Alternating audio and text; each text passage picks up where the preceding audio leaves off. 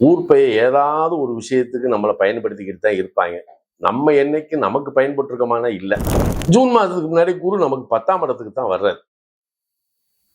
இவர் என்ன செய்வாரு, தன்னுடைய 9ஆம் பார்வையால் நமக்கு 6ஆம் இடத்தை பார்ப்பார். அப்ப இதுவரைக்கும் உத்தியோகத்தில் இருக்கக்கூடிய பிரச்சனைகள் பூராமே சரியாயிடும். இடம் விட்டு இடம் மாறணும்னு நினைக்கிறோம் அப்படின்னா சரி, அது வீடு இடமாற்றமா இருந்தாலும் சரி, அல்லது ஊர் இடமாற்றமா இருந்தாலும் சரி, நீங்க மாற்றம் அப்படின்றது உங்களுக்கு நல்லாவும் இருக்கும், மாறிக்கலாம். சூரியன், சுக்கிரன், செவ்வாய் 3ல போய் உட்கார்ந்துருக்காரு. இது காலபுருஷனுக்கு 9ஆம் இடம். அப்ப எதிர்பாராம சில நேரத்துல ஆன்மீக பயணங்கள் உங்களுக்கு நிறைய கிடைக்கும். பஞ்சமாதிபதியாகிய 6ல உட்கார்ந்து இந்த 11ஆம் இடத்ததிபதியாகிய சூரியனை பார்ப்பதால் புதுசா சில பேர் நட்பு பாராட்டி வந்தா அதை நீங்க தவிர்த்து கொள்வது நல்லது. எல்லாம் வல்ல இறைவனின் பேரொருளால் வல்லான் வகுத்த வழிகொப்ப அம்மன் அருள் டிவி நேயர்கள் அனைவருக்கும் 2026ஆம் ஆண்டு ஆங்கில புத்தாண்டு வாழ்த்துக்கள். 1/1/2026 அன்னைக்கு வியாழக்கிழமை மிட்நைட், அதாவது 12:01க்கு கார்த்திகை நட்சத்திரத்துல தான் இந்த வருஷம் பிறக்குது. ஆனா நம்ம தமிழ் கல்ச்சர் படி 6 மணிக்கு சூரிய உதயம் ஆகும்போது ரோகிணி நட்சத்திரத்துக்குள்ள வந்துடும். எது எப்படி இருந்தாலும் சரி, 2026 உலக நாடுகளுடைய பொருளாதார மேம்பாடு அப்படின்னு ஒண்ணு இருக்கு. உலகத் தலைவர்கள் அனைவருமே ஒன்று சேர்ந்து, அல்லது சில குறிப்பிட்ட நாடுகள் ஒன்று சேர்ந்து தனக்கென்று புதிய பொருளாதார நிலையை உருவாக்கக்கூடிய சக்தியும் இதுல இருக்கு. ஆண்டவனுடைய அனுக்கிரகத்தால் இந்த கார்த்திகை நட்சத்திரத்தினுடைய அதிபதியாகிய சூரியன் போய் தனுசுல அந்த சுக்கிரன் சாரத்துல போய் உட்கார்றதுனால உலக நாடுகள் தன்னுடைய பார்வையில் சமாதானத்தை மேற்கொண்டு சண்டை இல்லாத ஒரு உலகத்தை இந்த 2026 மக்களுக்கு ஒரு ஆனந்தத்தை கொடுக்கும் என்பதில் மாற்றமில்லை. ஆனா நம்ம எல்லாருமே வேண்டி விரும்புறது உலகத்தில் இருக்கக்கூடிய அத்தனை மக்களும் தன்னுடைய வாழ்வியல்ல எந்த விதமான கஷ்டமும் நஷ்டமும் இல்லாம வாழணும் அப்படின்றதான் ஆசை. அது இந்த 2026 பூர்த்தியாகும். மருத்துவத்துறையில புதிய பரிணாமத்தை இந்த வருஷம் 2026 கொடுக்கும். ஏஐ டெக்னாலஜி, எலக்ட்ரானிக்ஸ் துறையில, அதே மாதிரி வாகன உற்பத்தி திறன், இதுல எல்லாம் இந்த 2026 ஒரு புதுமையினுடைய நிலையை அடைய போகுது அப்படின்றதுல மாற்றம் இல்லை. ஏன்னா இந்த கார்த்திகை நட்சத்திரம் அப்படின்றது ஒரு அற்புதமான நட்சத்திரம், சூரியனுடைய ஆதிக்கத்துக்குள்ள வருது. அப்ப உலக நாடுகள் அனைத்துமே எல்லா விதமான அந்த போர் நிலையெல்லாம் நிறுத்தி, ஏன்னா இப்ப ரஷ்யா உக்ரைன் போர், காசா இஸ்ரேல் போர், இந்த பக்கம் இப்ப தாய்லாந்து ஒரு போரை நடத்திக்கிட்டு இருக்கு. இதெல்லாம் இனி இருக்கக்கூடாது அப்படின்றதுதான். அது இந்த ஜனவரி மாதம் பிறந்து பிப்ரவரி தொடக்கத்திலேயே இதுக்கெல்லாம் ஒரு முற்றுப்புள்ளி வருமா என்றால் வரக்கூடிய நிலையில் கிரக நிலைகள் இருக்கிறது. இறைவனுடைய அனுக்கிரகத்தால் போர் நிறுத்தம் ஏற்பட்டு அங்குள்ள மக்கள் எல்லாம் சூட்சமடைகின்றதான் நம்மளுடைய பிரார்த்தனை. மற்றபடி இந்த உலகத்தினுடைய நிலை, அதுல தனித்தன்மையான இந்தியாவுடைய நிலை. இப்ப நம்ம உலக நாடுகள்லாம் நம்ம சொல்றோம், நம்ம இந்தியாவுலதான் இந்தியாவுடைய புதிய பரிணாமம் எல்லாமே, மின்மயமாக்கலா இருக்கட்டும், டெக்னாலஜியில இருக்கட்டும், எஜுகேஷன்ல இருக்கட்டும், இதெல்லாம் இந்தியா உலகத்தில் ஒரு தனித்தன்மையை அடையும் அப்படின்றது 2026 தத்துவார்த்த விதி. இது ரொம்ப அற்புதமான வருஷம். அதுல தமிழ்நாட்டுல நிறைய மாற்றங்களை எதிர்பார்க்கலாம். ஏன்னா சமீபத்தில் 2026 தான் எலெக்ஷன் வர்றதாகவும் சொல்றாங்க. இதுலயும் நிறைய மாற்றங்கள் இருக்கு. அது மக்களுக்கு நலன் பயக்கக்கூடிய நிலையில யார் வந்தாலும் சரிதான். நமக்கு ஆனாலும் மாற்றங்கள் இருக்கும் என்பதை கிரகங்கள் தீர்மானிக்கின்றன, நாம தீர்மானிக்கல. அதனால தமிழகத்திலும் மக்களுடைய நல்வாழ்க்கை, மக்களுடைய மகிழ்ச்சி, பொருளாதாரம், ஆரோக்கியம் சகலத்திலையும் தமிழ்நாடு ஒரு தனித்துவம் வாய்ந்த நிலையில தான் இருக்கு. எல்லா மக்களும் இன்புற்றிருக்க வேண்டும் என்று இறைவனை பிரார்த்தித்துக் கொள்கின்றேன். வாழ்வியலில் போராடி போராடி மிகப்பெரிய சிகரத்தை தொடுகின்ற ஆற்றல் படைத்த துலா ராசி லக்ன நேயர்களே, நாம துலா லக்னத்துல பிறந்துட்டோம். ஊர் பெயர் ஏதாவது ஒரு விஷயத்துக்கு நம்மளை பயன்படுத்திக்கிட்டு தான் இருப்பாங்க. நம்ம என்னைக்கு நமக்கு பயன்பட்டுருக்கமான இல்லை என்ன. அப்ப துலா லக்னம் இதுல இந்த புத்தாண்டு நமக்கு எப்படி இருக்கும் அப்படின்னா, நம்ம நினைச்ச காரியத்தை நல்ல விதமா முடிப்போம் அப்படின்றதுல எந்த குறையும் இல்லை. சரி, இடம் விட்டு இடம் மாறணும்னு நினைக்கிறோம் அப்படின்னா சரி, அது வீடு இடமாற்றமா இருந்தாலும் சரி அல்லது ஊர் இடமாற்றமா இருந்தாலும் சரி, நீங்க மாற்றம் அப்படின்றது உங்களுக்கு நல்லாவும் இருக்கும், மாறிக்கலாம். இதுல இன்னொரு பக்கம், ஏற்கனவே கல்யாணம் ஆகி அதுல பிரிவினையை சந்திச்சதுக்கு பின்னாடி மறுதிருமணம் அதற்கு தயாரா இருக்கக்கூடிய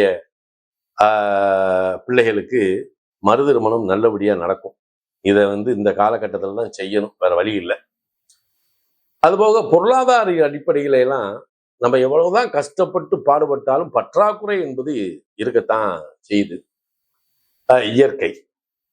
இதே துலா லக்னத்துக்கு 9ல் குரு இருக்கும்போது வாழ்க்கையில நம்ம இதுவரைக்கும் வந்த பாதையில ஏதோ ஒரு நல்ல மனிதர்களுடைய பழக்க வழக்கமும் நட்பும் கிடைச்சு நம்ம வாழ்க்கைக்கு ஒரு மாற்றமும் ஒரு முன்னேற்றமும் கொடுக்கக்கூடிய காலமா தான் இந்த காலம் இப்ப நடந்துகிட்டு இருக்கு.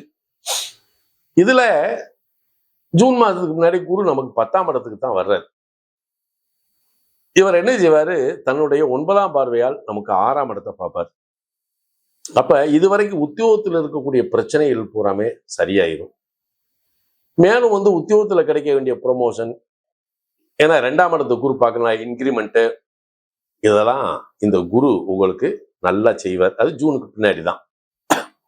ஆனா சூரியன் சுக்கிரன் செவ்வாய் 3ல போய் உட்கார்ந்துருக்காரு. இது காலபுருஷனுக்கு 9ஆம் இடம். அப்ப எதிர்பாராம சில நேரத்துல ஆன்மீக பயணங்கள் உங்களுக்கு நிறைய கிடைக்கும். உடன் பிறந்தோருடைய நலன்ல கொஞ்சம் அக்கறை செலுத்த வேண்டிய காலமும் இதுதான். நீங்க சொன்னாலும் சொல்லாட்டாலும் உடன் பிறந்தோருடைய நலனை உங்களுடைய முன்னிலையில அதை சரிவர செஞ்சிருவீங்க, நல்லா இருக்கும். உங்களுக்கு சனி யோகாதிபதியாகி 6ல உட்கார்ந்து பாதகாதிபதி சூரியனை பார்க்கறதுனால மற்றவங்ககிட்ட இருந்து வரக்கூடிய அந்த பிரச்சனைக்குரிய நபர்கள்ட்ட இருந்து உங்களுக்கு சேஃப்டி கார்டு சனி பகவான் கொடுத்துருவார். அதே சனி பஞ்சமாதிபதியாகிய 6ல உட்கார்ந்து இந்த 11ஆம் இடத்ததிபதியாகிய சூரியனை பார்ப்பதால் புதுசா சில பேர் நட்பு பாராட்டி வந்தா அதை நீங்க தவிர்த்து கொள்வது நல்லது. ஏன்னா உங்க லக்னாதிபதியாகிய சுக்கிரனையும் அந்த சனி பகவான் பார்க்கிறார். அதனால பார்த்தா பளபளப்பா நமக்கு ஏதோ உதவி செய்யறது மாதிரி ரொம்ப தோரணையா புதுசா எதுவும் வந்தாங்கன்னா கொஞ்சம் எச்சரிக்கை. ஏன்னா குரு பார்வதுனால உங்களை குரு பகவான் காப்பாத்திடுவாரு. இருந்தால் நாம கொஞ்சம் எச்சரிக்கையா இருக்கணும்ல. ஏன்னா இந்த துலா லக்னத்துக்கு 2ஆம் இடம்ன்றது காலபுருஷனுக்கு 8ஆம் இடம். பொருளாதாரத்துக்கு இன்னைக்கு இல்லை, எப்பயுமே நமக்கு ஒரு கஷ்டம் இருந்துகிட்டு தான் இருக்கு. ஏதாவது காசு வச்சிருந்தா தெண்டச்செலவு வந்துடும். ஏன்னா காசை எதிர்பார்த்தே இருக்க வேண்டிய ஒரு சூழல், இதெல்லாம் இயற்கையா நடக்கக்கூடியதுதான். ஆனா சந்திரன் 8ல உட்கார்ந்து சூரியன் சார்த்ததுனால உங்களுக்கு கண்டெஸ்ட் பண்ணிக்கங்க. பல்ல பிடுங்கும் போது கவனமா 1க்கு 2 முறை இது பண்ணி செக் பண்ணிக்கங்க. அதே மாதிரி கான்ஸ்டிபேஷன் அப்படின்றது இருக்கு, அது வரும். இன்னொன்று நரம்பு சார்ந்த உடலியல்ல மெல்லிய நரம்புகள் சார்ந்த பிரச்சனைகள் கொஞ்சம் வர்றதுக்கு உண்டான வாய்ப்பு உண்டு. அதை விட என்னன்னா துலா லக்னத்துல பிறந்தவங்க இந்த 2026ல உணவு முறைகளை சரியா கடைபிடிக்க வேண்டிய கட்டாய சூழல் இருக்கு. சரி, குரு 9ல இருந்தாரு, படிக்கிற பிள்ளைகளுக்கு அப்புறம் துணையா இருந்தாரு. 10ல உடனே கை விட்டுவாரா? இல்லை. படிச்ச படிப்புக்கு உண்டான உத்தியோகத்தை உங்களுக்கு வாங்கி கொடுத்துருவார். ஏன்னா 2ஆம் இடத்தை குரு பார்க்கறதுனால பொருளாதார ரீதியா இருக்கக்கூடிய பிரச்சனைகளை தான் தீர்க்கணும். அப்ப புதிய உத்தியோக உயர்வு, மேன்மை, சிறப்பு இதெல்லாம் வந்து இந்த குரு பகவான் கொடுப்பாரு. அதனால 10ல குரு வந்தோடனே பதவி பிடிங்கிறாருன்னா தப்பு. நான் லக்கணத்துக்கு 10ல குரு வர்றாரு என்ன, அது ஒரு விஷயம். அதே குரு உங்களுக்கு 4ஆம் இடத்தை பார்க்குறாரு, அது சுகஸ்தானம் அப்படின்னு பேரு. அப்ப நீங்க கடன் கொண்டு ஏதாவது ஒரு ப்ராப்பர்ட்டி வாங்கணும் அப்படின்னு நினைச்சாலும் வாங்கலாம். குழந்தைகளுக்கு ஏதாவது டெபாசிட் பண்ணி வைக்கலாம்னு நினைக்கிறேன் அப்படின்னா நீங்க குழந்தைகளுக்கும் டெபாசிட் பண்ணி வைக்கலாம். அதே மாதிரி உங்களுக்குரிய அந்த எல்ஐசி பாலிசின்னு சொல்லுவோம் இல்லையா, அதை நீங்க கொஞ்சம் கூட்டிக்கிறது நல்லது. புதுசா பாலிஷ் பண்ணாலும் போட்டுக்கலாம்.